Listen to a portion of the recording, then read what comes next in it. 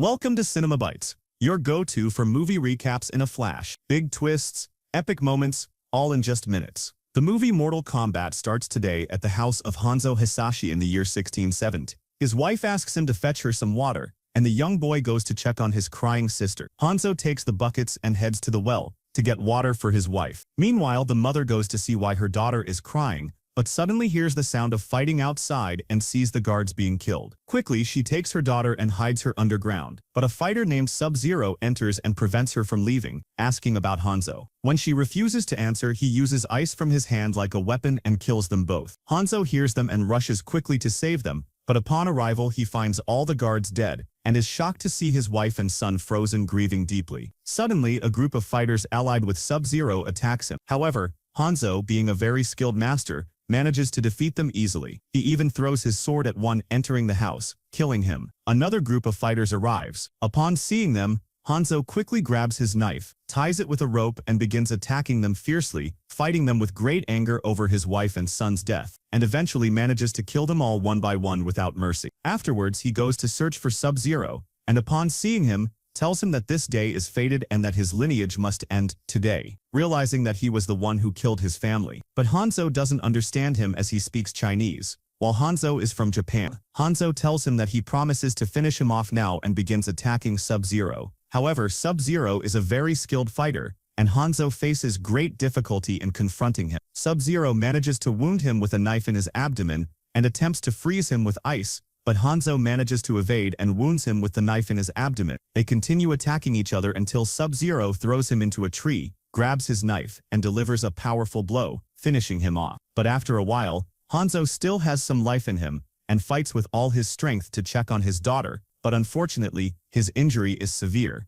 and he dies, turning into fire and disappearing from the place. Suddenly, a man named Raiden appears, enters the house, takes Hanzo's daughter who was hiding underground, and leaves the place. We then learn that Earth is on the verge of a great catastrophe, and if they lose another tournament, it will be taken over by a savage realm from the outer world. However, a prophecy states that a group of heroes will emerge from Hanzo's lineage and will be able to fend off this invasion. After a long period, we see a man named Cole Young preparing for a boxing match. The person in charge of the fights enters and informs him that he will face someone named Ramirez, and warns him because he is a strong and fast fighter. The fight begins, and they attack each other with very strong blows. At that moment, someone enters the fighting hall and watches the ongoing match. Cole initially manages to gain control and almost defeats him, but Ramirez manages to wrap around his neck and chokes him until Cole finally surrenders. We then move to the outer world and see the fighter Sub-Zero in his new suit, talking to his leader, telling him that the prophecy might come true, meaning they might lose the 10th tournament. But Sub-Zero assures him that there is no prophecy, as he killed Hanzo from Kron, and no one from his lineage remains. However, the leader tells him that they won't leave it to chance and orders him to return to Earth and kill all the world's heroes there. We return to Earth once again, noticing that Cole is experiencing strange hallucinations but doesn't pay attention to it. He goes to his daughter to take her and leave. His daughter gives him a charm, saying it will always keep him safe. At that moment, the man who watched him earlier introduces himself as Jax and asks about the dragon-shaped tattoo he has, wondering where he got it. His daughter says it's a birthmark, and he was born with it. Cole says he's glad to have met him and leave. He then goes to the restaurant with his daughter, and his wife arrives, asking how he did in the match. He tells her he's fine, and on his feet, taking his wife to get food from the restaurant. Meanwhile, Jax is watching them and informs someone on the phone that he confirmed the situation. Suddenly, it starts snowing, and his wife is surprised because it's summer. Sub-Zero appears in the area, raises the ice, and attacks everyone there. Cole quickly goes to his daughter, but Jax arrives, puts him in his car, and drives away immediately. On the way, Cole asks Jax who that person is. Jax tells him that whoever he is, he wants to kill both of them. He shows him the dragon mark, revealing that Jax is also one of the heroes, and informs him that this person's sole job will be to kill him or anyone in his way until he reaches him. He explains that the mark isn't a birthmark or anything, it's proof that he is the chosen one for the fight. Jax drives the car into a side street and is surprised to find Sub-Zero standing in front of him. Jax gets out of the car, takes a weapon, and gives Cole an address to find a woman named Sonia. He goes to face Sub-Zero, and upon entering the building, finds it all frozen. Sub-Zero suddenly appears and attacks him with great force, and Jax can't do anything, even when he tries to shoot him. Sub-Zero uses his ice power, freezing the bullets, and continues attacking Jax until he grabs both his arms, freezes them,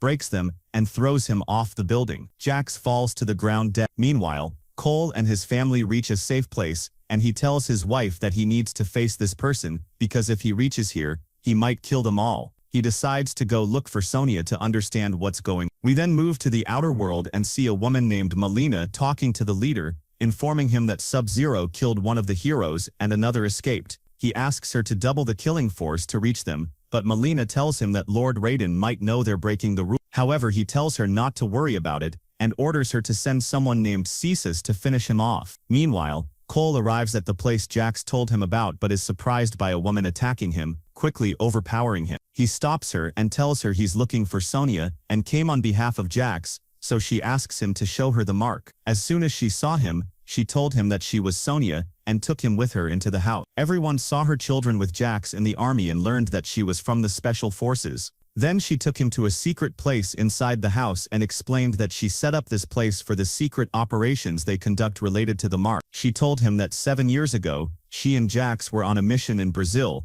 and when they got there, they discovered that the target had superpowers and destroyed their unit in seconds. The person had the same dragon mark, and as soon as Jax finished him, the mark transferred to Jax. She told him that for years she had been searching for an explanation for what happened, and through her research, she learned about other worlds they know nothing about, which hold tournaments. Those who enter them have the same mark, and these tournaments are called Mortal Kombat. But Cole wasn't convinced by what she was saying, thinking she made it up. However, she told him it was true, which is why they had been searching for him and others like him for so long. Unfortunately, most of them had died. When he saw a picture of Hanzo, he had visions again. At that moment, he heard a voice inside and saw someone named Kano. Sonya told him that Kano was a mercenary from the Black Dragon clan, a weapons dealer, and a drug smuggler, involved in all sorts of dark activity. She also told him that Kano was one of the chosen because he had the same mark after killing one of the heroes, and it transferred to him.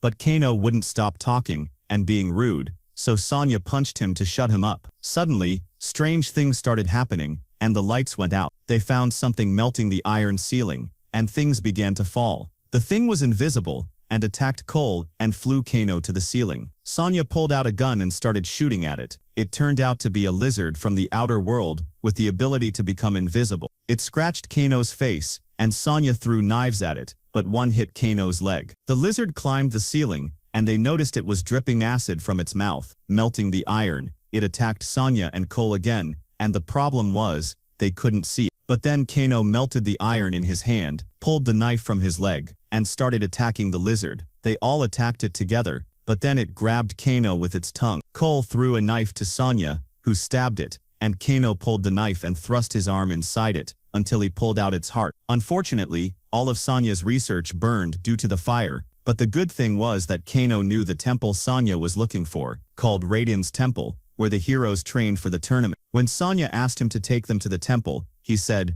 "You tied me up in the warehouse, and stabbed me in the leg, and now you want me to take you too." He left the house, but Sonya stopped him and offered him $2 million to tell her the location of the temple. Kano was surprised and said, "You live in this filthy pit and have $2 million? Sonya left him and went inside, but he said, $3 million and I'll take you there." She agreed, but Cole asked if she would really give him $3 million. She said, "Someone living in this filthy pit, where would I get $3 million? The next day, Kano contacted someone he knew to get a plane, and they set off. As usual, Cole was dreaming of the fighter Hanzo, who was asking him to free him. Cole didn't understand the meaning of the dream. After a while, they reached a place before the temple, and had to parachute down and continue their journey in the desert. After a long time of walking, Kano sat down to rest, so Cole asked him to give him the way to continue, but Kano refused and started provoking Sonya as usual to get into a fight with her. He even told her to kill him and take his mark. Sonya got annoyed with him, grabbed his knife, circled around him and managed to pin him with the knife to his neck. In the end,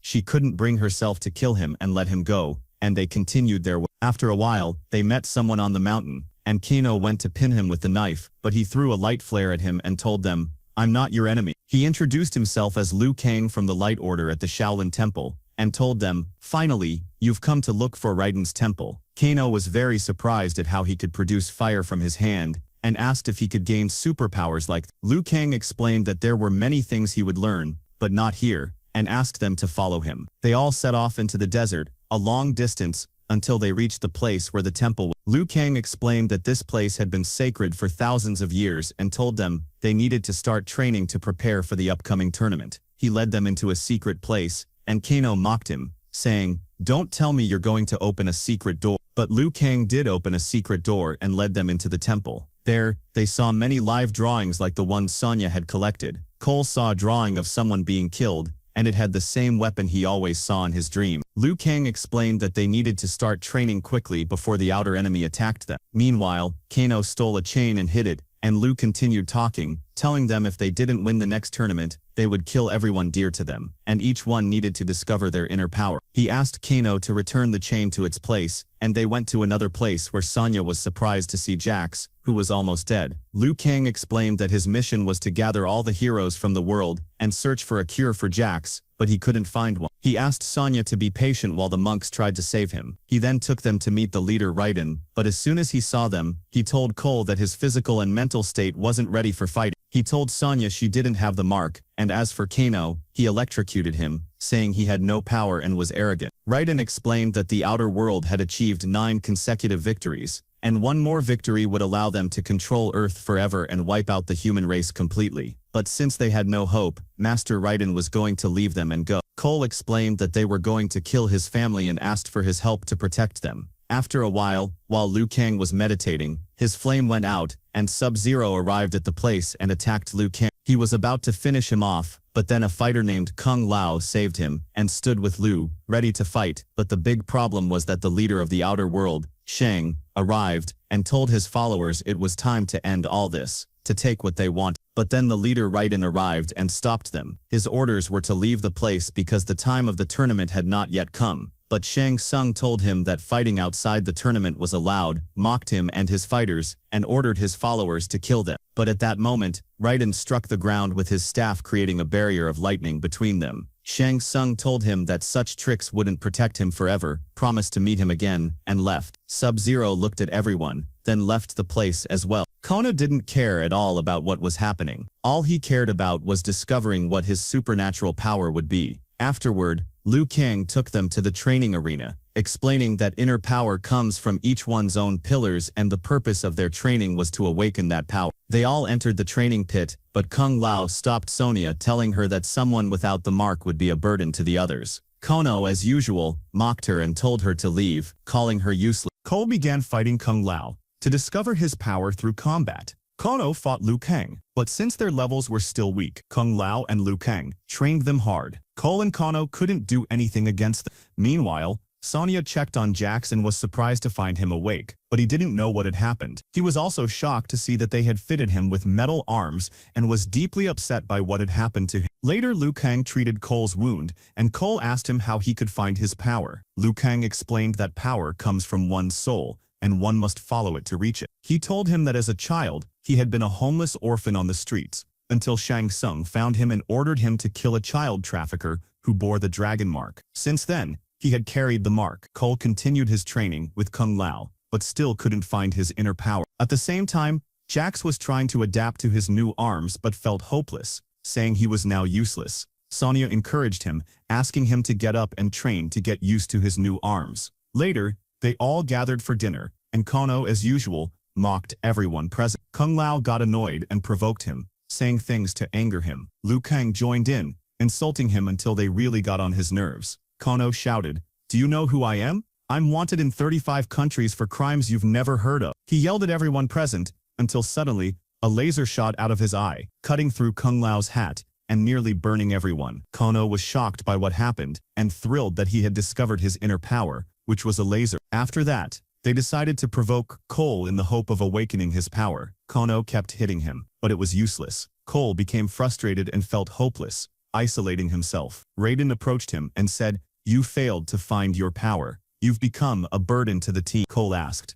"Why do I have the mark? Why am I the only one born with it?" Raiden explained that the mark was a sign of his lineage. Cole replied that he was an orphan from the south side, but Raiden shocked him by revealing that he was descended from one of the greatest ninja warriors in history, Hanzo Hasashi, who was killed along with his family by the man who is now hunting him. Since Hanzo's death, he had descended into the Netherrealm seeking revenge. Raiden revealed that Hanzo had saved the only child from his family, and the mark had been passed down through generations of his lineage. Raiden said, "I thought the strong bloodline would manifest in you." He then opened a portal with lightning and told Cole to return to his family. Meanwhile, in the outer world, the leader summoned a fighter named Nitara and brought in 2 other warriors, Kabal and Ray. He told them they were close to conquering Earth, but needed to eliminate the heroes as quickly as possible. The only problem was the barrier Raiden had created, and a solution was needed to bypass it. Kabal suggested someone named Kano, a despicable man who had caused his iron lung,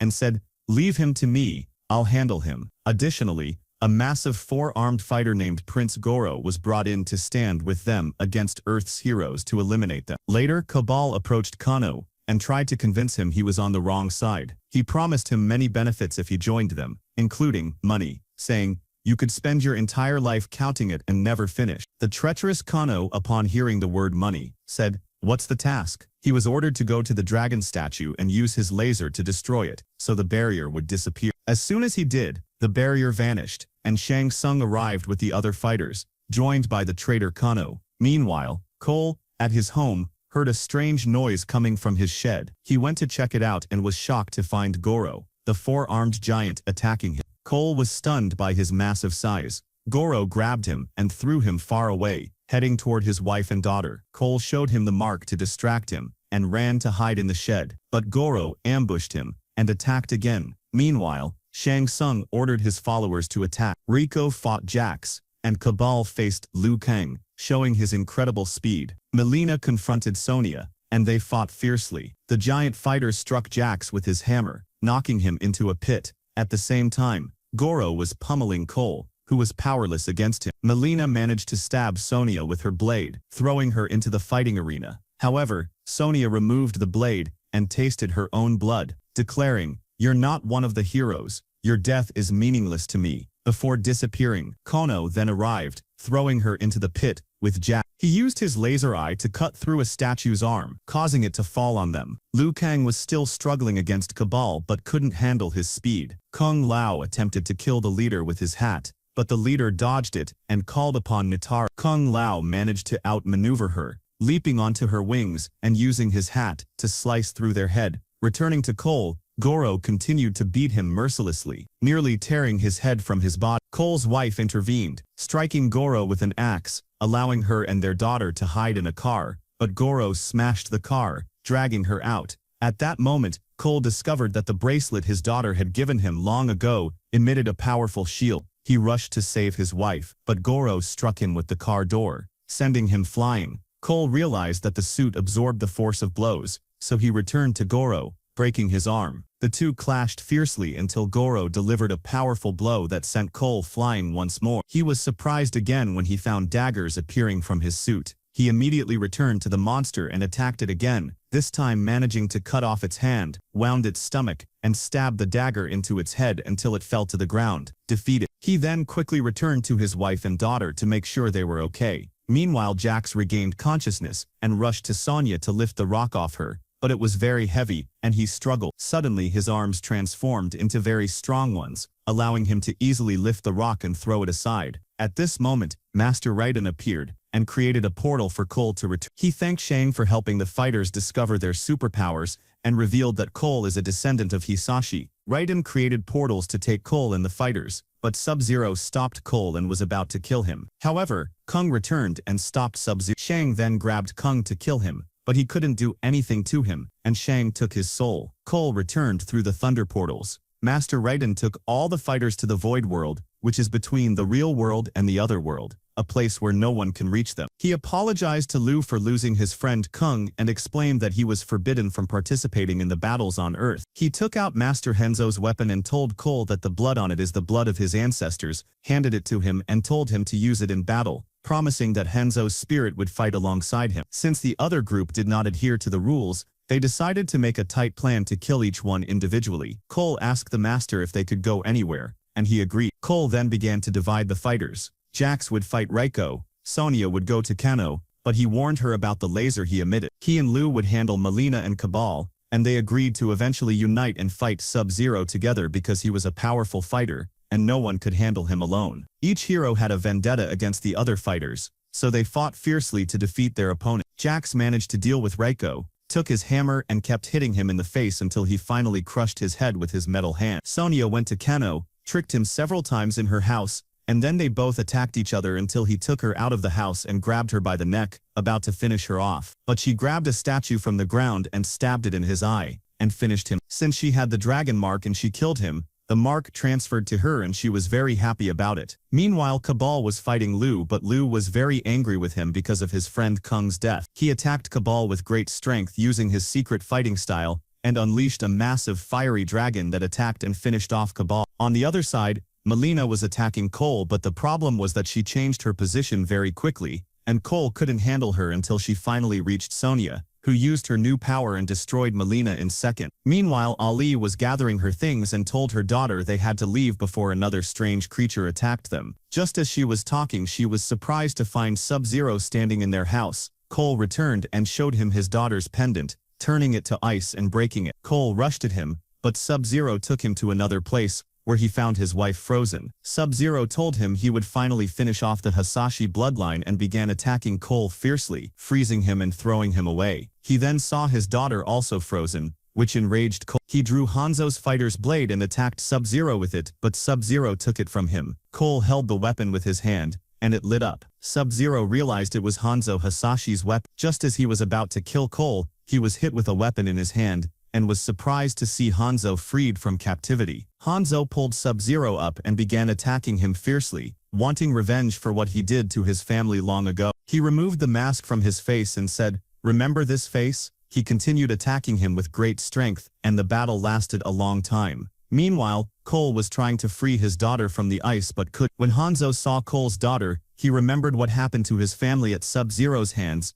and became even angrier, continuing his attack. Cole joined Hanzo in attacking Sub-Zero, and they controlled the fight. Sub-Zero managed to freeze Hanzo, but Cole continued the attack alone, trying to free his daughter at the same time. Hanzo eventually freed his hand, released a flame that revived Cole's daughter and wife, and saved them from the ice. Cole returned with Hanzo, and they attacked Sub-Zero again until they defeated him, and knocked him to the ground. Hanzo told Cole to leave him to him, removed his mask, and said, "Didn't you want me to burn in hell?" I managed to use all the past years to control it, and unleashed fire from his mouth on Sub-Zero, burning him until he finished him off. In the end, he spoke to Cole and asked him to preserve their lineage. He transformed into fire and disappeared from the place. Then Master Raiden and the rest of the fighters arrived. The master told Cole he couldn't believe what he had done and was very pleased with him. Cole introduced his family to his new friend. Shang arrived again and said, "Don't think that just because you've won now, I won't be back," and took all his dead fighters, promising Master Raiden that next time he would return with armies they couldn't stand against. The master knew they had won the battle but needed to be prepared for any sudden fight,